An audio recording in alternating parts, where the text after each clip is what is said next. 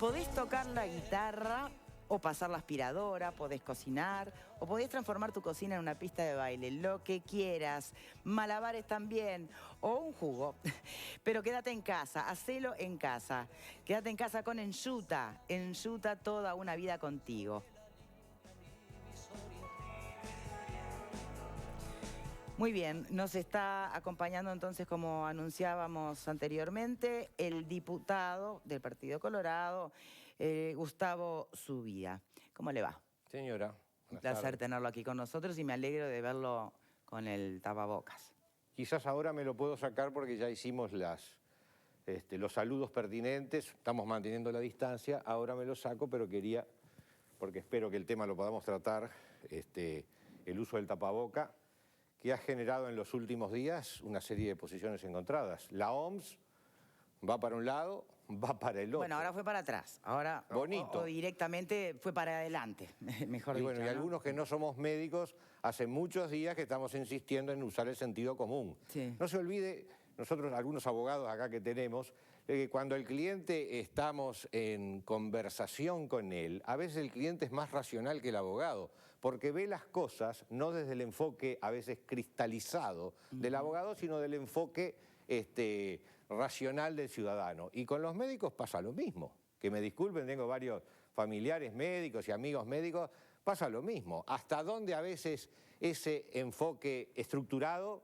no colida con el sentido común. Y en ese sentido, hace 100 años Barrán hablaba de lo que era el cuerpo médico en Montevideo, sobre todo, y en el Uruguay, haciendo referencia a determinadas asignaciones de mitos en la actividad profesional. No digo que eso suceda ahora o que vamos a esperar 100 años para verlo. Lo que le digo es que el sentido común tiene que ver. Y el sentido común dice que si la nube de vapor o de agua conversando con una persona está presente, no hay nada mejor que usar el tapaboca y usar, perdónenme por la receta, un adminículo que es un estuche de perfume que lo relleno con alcohol. Después, para los que quieran rellenar perfumes, tengo la receta, se puede rellenar perfectamente, y con eso usted al tapaboca le da los toques pertinentes y lo vuelve a utilizar. Todo esto es lo que espero que en el Parlamento se pueda usar en breve, porque si no, mal vamos a poder tratar la ley de urgencia, que me imagino que va a ser el tema. Eso sin perjuicio de que el presidente de la Cámara, Martín Lema, ha tomado una cantidad de medidas y me congratulo con ello, pero hay que tomar más. Tenemos que llegar a una estructuración bien aséptica, lo más aséptica posible. Puedo salir de acá y contagiarme, porque no hay nada perfecto, pero por lo menos tomar las medidas para que el Parlamento empiece a funcionar, porque esto va para largo, y si no, detenemos el país de una forma que a mi juicio no es la correcta. Bueno, está la posibilidad tecnológica también, ¿no?, de que se siga trabajando videoconferencias mediante. Claro, tal vez no todos son muy duchos en el... Ayer estuve en una videoconferencia para escuchar en forma pacífica, está bárbara. Para discutir es compleja. Yo le diría que no hay nada como para discutir que la presencia y la inmediatez. Por videoconferencia, por el sistema del Zoom, poder pedir la palabra para discutir se complica un poquito, me parece. Yo creo que se pueden tomar otras medidas. En el Parlamento inclusive se planteó la posibilidad de sesionar en otro lado. Sé que es difícil, pero el Salón de los Pasos Perdidos, yo sé que la estructura es compleja, pero podría ser un lugar donde hubiera otras distancias. En el Parlamento, lamentablemente, las distancias las vemos que se violan en forma permanente porque no hay posibilidad. Pero el fondo COVID se hizo en forma presencial, ¿no? Digo, la aprobación de la ley del fondo con el impuesto a los trabajadores... Pero yo estuve en la última sesión 7 horas. 7 horas no, con pero el... Por eso quiero decir que se pueden encontrar formas y que sea presencial, ¿no? Yo estuve 7 horas y vi infracciones a las normas de convivencia sanitaria que estamos manejando todo. Debo haber visto 500 infracciones en esas 7 horas, o 1.200, no sé. Se acercan los diputados y conversan como tiene que ser, con la reserva y la voz pausada, conversan a 20 centímetros. Pero entonces, ¿dónde ponemos racionalidad? Por un lado, estructuramos que tiene que haber 2 metros de distancia. Acá estamos a una buena distancia. Pero además las sillas en el Parlamento, cosa más incómoda que las sillas en la sala de diputados, no se las recomiendo a nadie. Aunque mucha gente quiere llegar a la sillita, pero la sillita es muy incómoda. Y para salir hay que empujarse, hay que tener contacto. Quiere decir que todo eso lo tenemos que cambiar. ¿Para qué? Para que el Parlamento no siga demorando su actuación y que se apruebe, entre otras cosas, o se discuta la ley de urgencia. De todas maneras, imagino que estará de acuerdo que mucho más desafiante que la comodidad de la silla es lo que supone estar en esa silla, ¿no? Señora, usted sabe que la ironía me caracteriza, por supuesto. La ironía vino desde el momento que son incómodas, pero hay muchos que quieren sentarse en ellas. Así que sillas incómodas. Pero digo, algún día se podrían poner... venden unos... No sé, son espantosas. Después de estar 7 horas en una cosa que además no tiene casi espacio para movilizarse, ni para adelante ni para atrás, realmente los legisladores han sufrido en estos años, más allá que tenían la partida de prensa y tenían algunos otros menesteres que parecería que le daban más. ¿Ingresa la LUC entera o solo la parte de seguridad? Para mí, primero que no sé. Punto 1, no sé. Yo brego y he hablado con varios actores para que entre la parte de seguridad, incluso dividida, así como se hizo con el tema de la educación a distancia, que estaba en la LUC, se sacó y ya se votó afirmativamente. Creo que hay ciertos temas que hay que llegar a consensos rápidamente. La actuación policial en la calle. La actuación policial en la calle tendría que salir ya, en esta semana.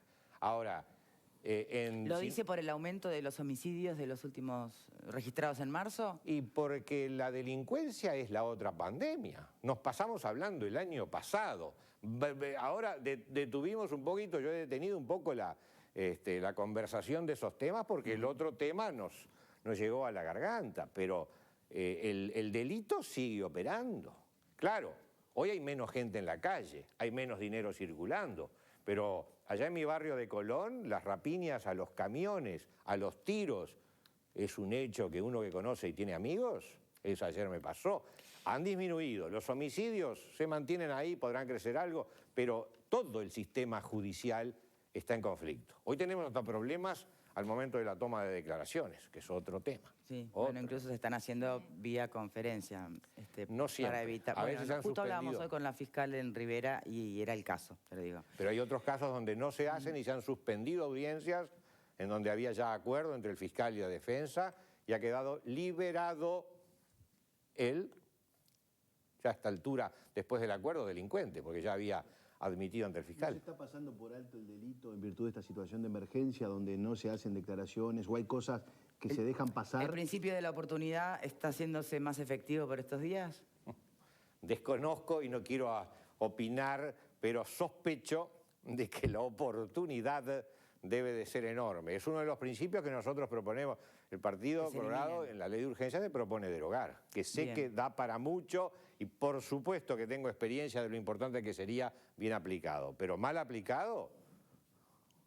Bien, y dígame en su experiencia también, porque es seguir hablando también un poco de la urgencia de poder empezar a resolver, al menos sobre los capítulos que remiten a seguridad. El cierre de fronteras, la rigurosidad con que ahora sí las fronteras del Uruguay por razones sanitarias están cerradas, eso va a generar evidentemente una disminución muy significativa de los surtidores de droga dentro del Uruguay. ¿Y eso qué supone o qué implicaría según usted? ¿Qué advierte ante el faltante del producto para vender y traficar y consumir? Primero que va a ser difícil. Hacer el cierre de fronteras será imperioso, punto 1. Sí. Punto 2, llegar a efectividades que realmente impidan que los cargamentos ingresen al Uruguay va a ser difícil. Estados Unidos, esos muchachos que tienen aparatos que le bajan cualquier mosca aunque esté en Marte, tuvo y tiene serios problemas por el ingreso de la droga. Quiere decir que tampoco nos soñemos. Lo que sucede es que las fronteras serán cualquier cosa.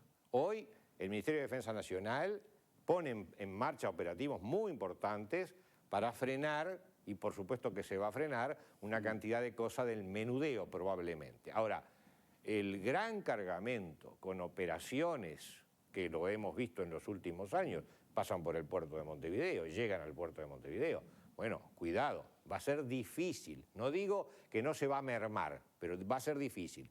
Lo que tenemos que poner el énfasis es en la sanción penal. Nosotros ponemos demasiada confianza en la acción policial, que es importantísima, hoy en la acción militar, que también es importantísima, pero seguimos descuidando el tema del proceso penal, la sanción penal y cómo se lleva a cabo el juicio, donde se le aplica realmente la pena al sujeto. ¿Qué opina del caso de Rivera? ¿Cómo? ¿Qué opina del caso de Rivera? ¿Cuál? ¿Está al tanto de este hombre que era de Montevideo, desacató la disposición sanitaria varias veces, se fue hasta Rivera, en Rivera piropea y se le acerca a una trabajadora, le tose en la cara y ahora la fiscal pedía 130 días de domiciliaria para poder hacer todas las diligencias del caso y el juez le dio 30? Tenemos permanentes discrepancias. Cuando yo era fiscal tenía permanentes discrepancias con los jueces. Yo tuve el caso de jueces que ordenaban el arresto domiciliario adentro del barrio 40 semanas. Y se le ponía un policía en la puerta.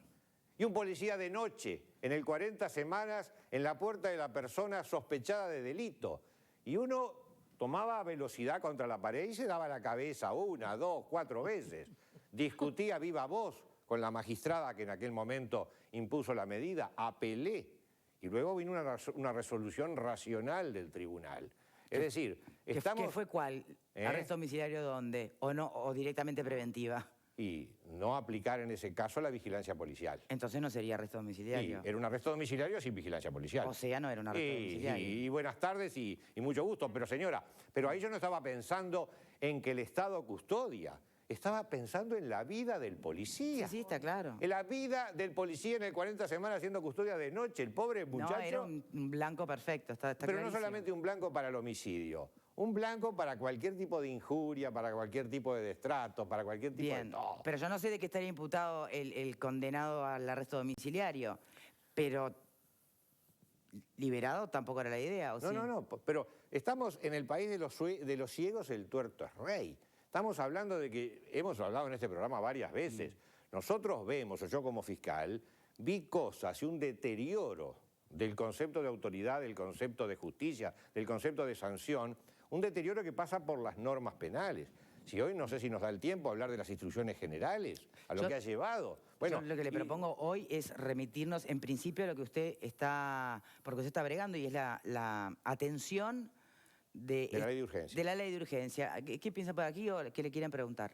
Sí, yo tengo dos planteos, un tema de funcionamiento del Parlamento y un tema conceptual. En lo que tiene que ver con el funcionamiento, en la Cámara de Diputados, bueno, allí son 98 bancas, más la del presidente, más 2 secretarios, más ujier, más taquígrafos. Estamos hablando, más la gente que sirve el café, porque café siguen tomando. No, estamos el hablando café se suspendió. ¿Se suspendió? Perfecta medida de lema. Por lo menos 6 personas más. Pero estamos hablando de un número importante. Pero creo que ese no sería el tema, porque el plenario en realidad podría trabajar concretamente cuando la ley va al plenario. Y eso se puede, digamos, solucionar con el correr, por más que sean varias horas, pero de un día. Y se puede hacer, como usted decía, en el Salón de los Pasos Perdidos. Hay experiencias del Parlamento funcionando cuando el Bicentenario, por ejemplo, funcionando en el interior del país. Si fuera al revés, si fueran senadores que van a diputados, no hay problema, porque ahí les sobran 66 bancas para sentarse y están todos muy separados. Porque la Cámara de Senadores obviamente es más pequeña por la cantidad de... En Madera el virus vive 5 días. También, allí tenemos otro tema. Ahora, lo que sí me llama la atención es que acá hay un funcionamiento básico cuando se trata de una ley, que es el pase en comisiones. Y sobre todo una ley que tiene 450 artículos, requiere del pase por las comisiones de personas especializadas para el tratamiento de cada uno de los artículos de la ley. Lo cual, allí tienen un tema de funcionamiento más cómodo, porque la sala Luisa Luisi, que es la número 16 del subsuelo, alberga a mucha gente, donde se trata del presupuesto, podrían funcionar ahí. Eso por un lado, por el tema de funcionamiento. Por el tema conceptual, ha cambiado tanto la vida, no solamente de los uruguayos, ¿no?, del mundo entero, en tan pocos días, que hay algunos artículos de la ley que hoy me parecen hasta extraño que estemos discutiéndolos. Por ejemplo, el tema de la bancarización obligatoria. ¿Daría para hablar de ese tema hoy, cuando todo lo que está funcionando de alguna manera con e-commerce se hace a través de Internet, de la bancarización, se hace que pequeños empresarios estén vendiendo sus productos para ganarse el peso diario a través de las tarjetas de crédito? O sea, me parece que hay cosas que han quedado, no digo que viejas, simplemente que el mundo cambió. Y yo decía hace unos días atrás, se quemaron tantos papeles en estos días que no sé si es el momento de ingresar esta ley por lo que estamos viviendo, además. Bueno, La bancarización obligatoria, que yo creo que debe de discutirse igual porque afecta justamente a las pequeñas industrias, no estaría dentro de lo que yo propicio, que es que vaya a la parte de seguridad. Que vaya solamente los 90 o 100 artículos de seguridad. Pero como ley de urgente consideración. Como ley de urgente consideración. O la otra hipótesis es, de ese conjunto complejo, cuando discutamos en el Parlamento la legítima defensa, por eso le digo no visualizo el Zoom para poderla discutir, Bien. yo creo que nos vamos a arrancar a mordiscones. A mordiscones nos vamos a arrancar los pedazos. Preveo yo. ¿Primero por ahora, entre la coalición o en general? No, la coalición con la oposición. Por ahora venimos en un Parlamento que a mí me viene extrañando, porque todo es amor y paz. Todos estamos de acuerdo en todo. Yo el otro día preguntaba en voz alta, che, ¿esto va a ser siempre así? Porque es un poquito aburrido. Pero espero que en algún momento empiecen los mordiscones. Cuando se trata de la legítima defensa, preveo de que... Pero hay otros artículos, por ejemplo, la requisa en calle de la policía. Yo creo que hay otros artículos que puede discutirse mucho menos, porque podemos llegar todos a un determinado consenso de que la policía tiene que tener un marco operativo mayor. En definitiva, lo que puede ir es la parte de seguridad. Lo otro me parece que no sería el momento oportuno, ahí coincido. Y dentro de la parte de seguridad, o todo, o puede ir una parte para ser más rápida la discusión. ¿Se acuerda que desde el sistema judicial, fiscales y demás, habían anunciado o planteado que la LUC, tal como estaba redactada en el capítulo que les compete a ellos, significaría el colapso del sistema? Sí. ¿Usted lo comparte? Claro que no. Claro que no. El colapso del sistema es lo que tenemos hoy. El colapso del sistema es que tengamos un 3% de delitos. A ver, señora, un 3% de delitos. No se enoje conmigo. No. No, pero me dice, a ver, señora, como si yo tuviera que entender algo. Mire que yo lo Pero usted es entiendo, como la presidenta en la Cámara de Diputados. Yo me tengo que referir a usted. Entonces tráteme bien. Y señora, le dije, señora, a ver, señora. Un señorita no estaría mal. No, eso No, es doloroso. Sigamos. Porque eso representa... No me habla hablar de ese tema que lo hemos conversado con varias damas. En definitiva, el tema central. Hoy vivimos en una epidemia que simplemente quedó opacada porque vino otra epidemia a ponérsela encima. Otra epidemia que ¿cuántas muertes llevamos? 7. 7. Perfecto.